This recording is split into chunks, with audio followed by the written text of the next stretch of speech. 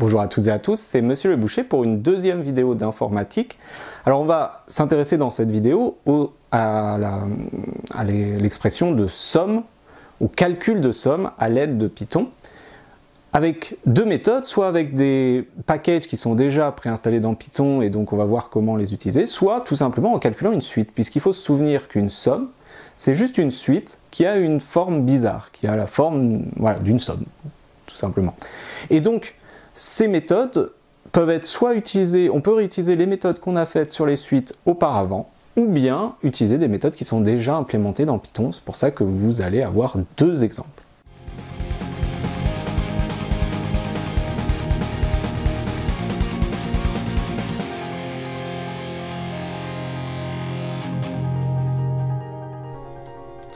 On va terminer cette vidéo avec la simulation d'une somme à l'aide de Python. Alors les sommes, vous avez dû voir que vous faisiez une boucle for, on prenait s égale 0, qui est l'initialisation d'une somme, et on faisait une boucle for, s égale s plus la formule qui est dedans, 1 sur k carré fois ln de 1 plus k carré. Alors la question c'est pourquoi faisiez-vous ça en première année? Vous avez dû l'expliquer, évidemment, on va le revoir. Là encore, on peut faire un tableau pour voir comment ça évolue. Il y a une première façon qui est de voir, c'est qu'en fait on va construire notre somme progressivement. Au début, notre variable s, elle vaut tout simplement 0. Pourquoi? Parce que on va l'initialiser à 0. Au tour 1, eh bien en fait on va calculer 1 sur 1 au carré fois ln de 1 plus 1 au carré. Au tour 2, eh bien on va calculer ce qu'on avait là, plus, donc tout ça, et en fait tout ça c'est s, plus 1 sur 2 au carré ln de 1 plus 2 au carré. Et puis au tour 3, on va calculer ce qu'on avait là, plus 1 sur 3 au carré, ln de 1 plus 3 au carré, etc., etc. Et en fait, c'est encore s, et donc on a une formule de récurrence. Ici, les nombres changent, le 1, 2, 3, mais on a vu comme tout à l'heure qu'il suffisait d'utiliser le k de la boucle, puisque k, au début, vaut 0, donc alors ça dépend, on va aller de 1 à n, ensuite 2, ensuite 3, etc. Donc ça, c'est une première façon de voir les sommes, et donc de parvenir à écrire la boucle for. Il y a une autre façon, c'est que Sn plus 1 est relié à Sn avec la fameuse formule. Sn plus 1, c'est la somme qui va de 1 à n plus 1 des 1 sur k carré ln de 1 plus k carré. Et donc, c'est la somme pour k allant de 1 à n, des 1 sur k carré ln des 1 plus k carré, fois, plus, pardon, et bien tout ça,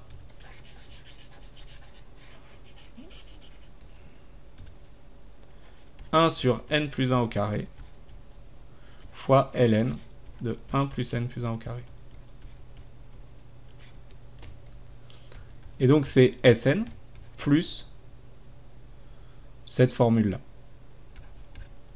Et si vous vous souvenez bien, eh bien c'est quasiment la même formule que celle de l'exercice précédent, la question 2. C'est-à-dire qu'on a une formule de récurrence avec un ajout où on va utiliser le k. Et donc, la façon de faire, eh bien, c'est de faire exactement pareil que pour suite 2, vous voyez, on avait u égale 2 fois u plus 1 sur k plus 1. Ici, c'est juste que notre u, eh bien, c'est une somme. Ce qui est intéressant, c'est qu'en fait, on calcule progressivement la somme. Là, il faut bien se souvenir que les sommes sont très liées aux suites, ce sont des suites. Et d'ailleurs, les séries, c'est juste la limite d'une somme partielle, donc la limite d'une suite.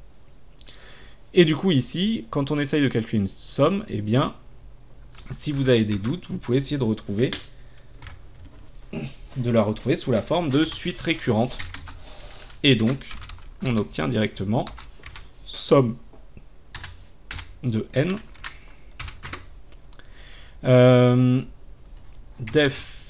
Pardon. Alors, S égale 0. À noter qu'il y a deux initialisations possibles. La première, c'est de prendre 0, puisqu'ensuite on va additionner progressivement les termes. Et donc, en additionnant à 0, ça ne change rien de prendre 0. La deuxième, c'est de prendre le premier terme, c'est-à-dire quand k vaut 1, la somme vaut 1 sur 1 fois ln de 1 plus 1, donc ln de 2, et commencer à additionner les termes à partir de 2. Les deux sont évidemment possibles.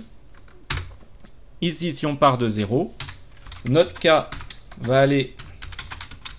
Alors là, c'est plus facile d'avoir un k qui part de 1, tout simplement parce que sinon la formule, eh bien, il faut l'adapter.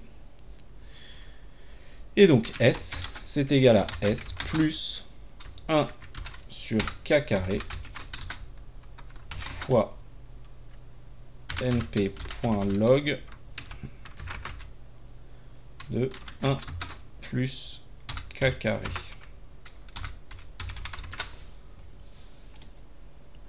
Là encore, on voit plusieurs choses, à la fois la façon algorithmique de le faire, qu'il faut que vous compreniez, puisque ce ne sera pas toujours la même chose, mais aussi des petits rappels, comme quoi la puissance c'est la double multiplication en Python. NP a une fonction ln, mais la fonction ln s'appelle log, puisqu'en anglais, ils ne connaissent que les fonctions log. En fait, le ln est une fonction spécifique à la France. Et on est bon. Ici, si on retourne S, eh bien, on devrait obtenir le bon résultat. Alors, il y avait deux... C'est la première façon de faire les sommes. Il y a un package dans NumPy qui est une fonction qui s'appelle sum et qui permet de calculer directement. Le problème de ce package, c'est qu'en fait, il marche si on lui donne une liste de nombres. Voilà, somme de 2, 3, 5, ça nous donne 10. Donc, si on veut utiliser le package sum, il va falloir calculer progressivement tous les nombres. Enfin, il va falloir connaître tous les nombres. Et donc, l'idée, ça peut être de mettre tous ces nombres dans un tableau ou dans une liste. Et ensuite, d'utiliser la somme. Alors, pour remplir une liste, il y a plusieurs possibilités. La première possibilité, eh bien, c'est évidemment de créer une liste vide.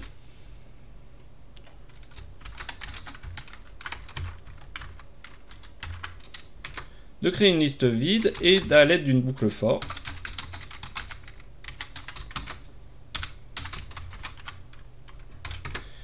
D'ajouter à cette liste les éléments que l'on veut. C'est-à-dire 1 sur k carré fois np.log de 1 plus k carré. À chaque fois, ça va ajouter des éléments. Je vous donne cet exemple. Hop, somme 2 de 4. Voilà, ça me fait une liste avec les 4 premiers éléments de la somme. Alors, pas de la somme d'ailleurs, les 4 premiers éléments de la suite de la somme. C'est-à-dire que si notre somme c'est U0 plus U1 plus U2 plus U3, alors là on va dire plutôt U1 plus U2 plus U3 plus I4, ça c'est S4, U1 plus U2 plus U3 plus U4.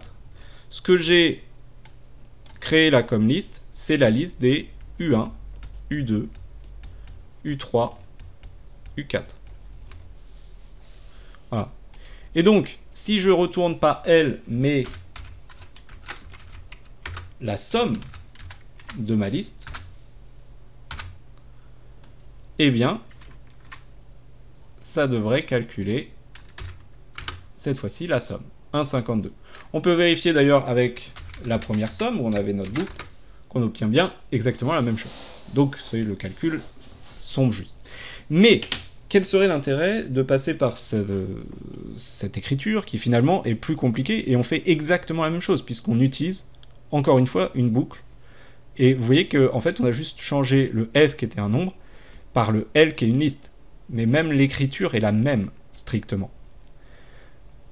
Donc ça a l'air plus compliqué de passer par là. En fait, l'intérêt, c'est qu'on peut s'affranchir de la boucle somme. La boucle for, pardon.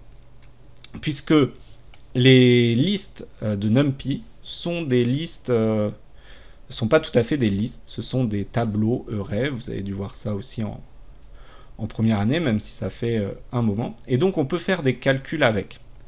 Ce ne sont pas non plus des matrices. C'est-à-dire que si je prends un tableau, je vais l'appeler L égale, hop,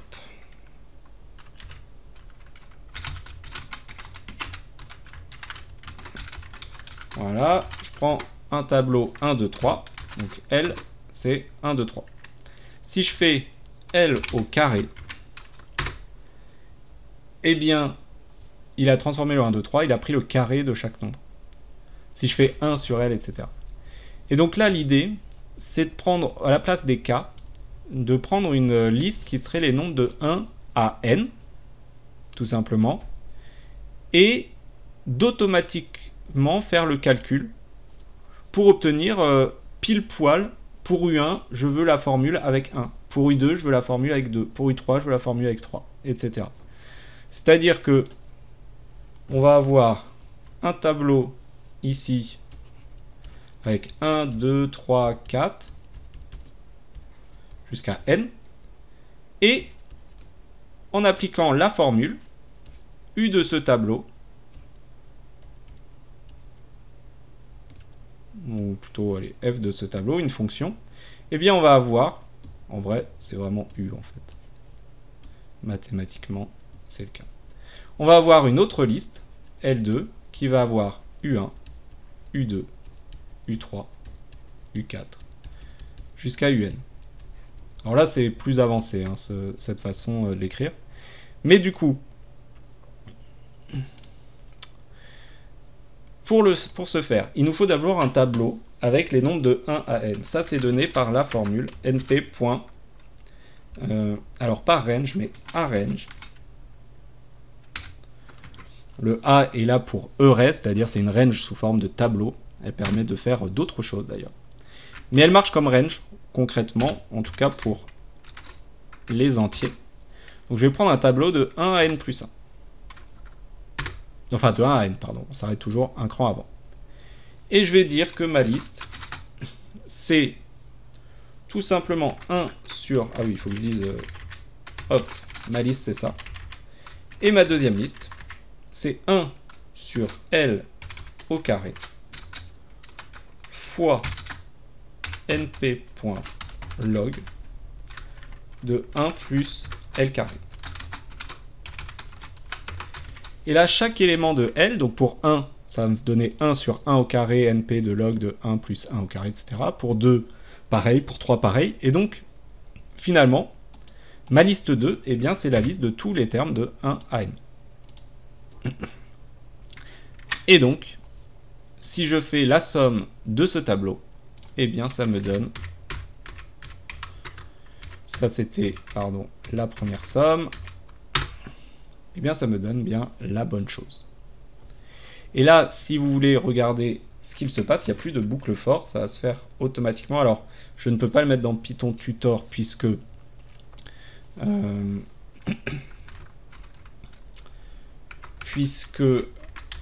Pourquoi je ne peux pas le mettre dans Python Tutor? Tout simplement parce que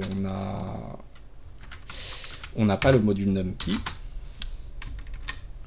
Hop, mais on va retourner 4 choses. Vous voyez que le tableau L, c'est les nombres 1, 2, 3, 4.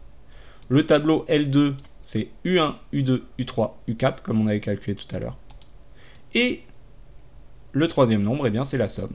Donc c'est ce qu'on attend. Cette façon de programmer est beaucoup plus complexe, mais en même temps, elle est parfois demandée, en tout cas en termes de enfin, dans certains sujet de concours, on va vous demander de compléter un programme dans lequel il y a cette difficulté, potentiellement, ou alors on va demander de compléter un programme en une ligne, et il faut se souvenir de ces astuces. Donc c'est vraiment à connaître en dernier, cette astuce. Si déjà vous connaissez les 4 premières façons de faire, c'est parfait. Là on a fait un bilan, c'est vraiment une vidéo qui est très longue, mais qui du coup trace un bilan de tout ce qu'il faut savoir faire sur les suites et les sommes, même s'il faut s'entraîner sur d'autres exemples, et c'est ce qu'on va faire en cours. S'il y a des choses qui ne sont pas claires, n'hésitez pas à poser les questions. Là il y a beaucoup de choses dans cette vidéo, donc posez les questions sur le forum de la classe, ou bien en classe évidemment.